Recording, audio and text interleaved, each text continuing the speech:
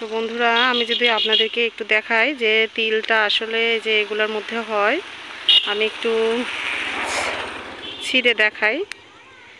এগুলোর মধ্যে এভাবে তিল হয়। তারপরে তিল আমরা মানে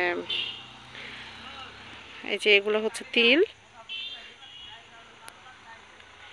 এই তিলগুলা পুরো হয়ে গেলে, তিলগুলা পুরাতন হয়ে গেলে এটা আসলে মানে এইভাবে আমরা পাই আর কি।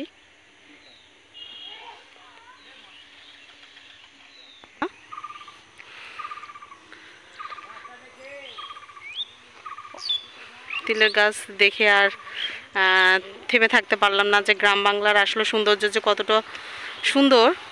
আশেপাশে যদি আপনাদের জায়গা না থাকে তাহলে আশেপাশে এভাবে তিলের গাছ মানে রাস্তার সাইডে লাগাবেন। মানে গ্রামের মানুষ যেগুলো করে, মানে জায়গা আছে গ্রামের মানুষের অনেক, কিন্তু তারপরও তারা এই গাছগুলা, তিলের গাছগুলো লাগাইছে রাস্তার জায়গা পরিষ্কার করে সুন্দর করে তিলগুলো ছিটায় রাখছিল। সেই তিলগুলোই তারা লাগাইছে, মানে সেখান থেকে গাছ হয়েছে। তিলের ভর্তা কিন্তু অনেক জনপ্রিয়। আবার হচ্ছে তিল কিন্তু আমরা দেখা যায় যে মানে তিলের ভর্তা বৈশাখ মাস আসলেও আমরা কিন্তু এই তিলের ভর্তাটা খাই।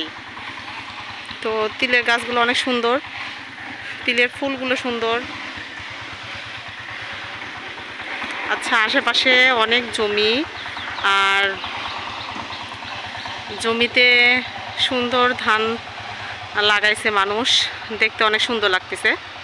আশেপাশের দৃশ্যটাও অনেক সুন্দর।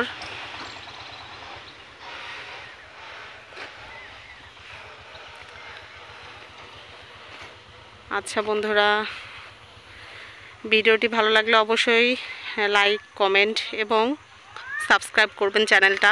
এরকম নতুন নতুন ভিডিও আপনাদেরকে দেওয়ার জন্যে আমি চেষ্টা করব।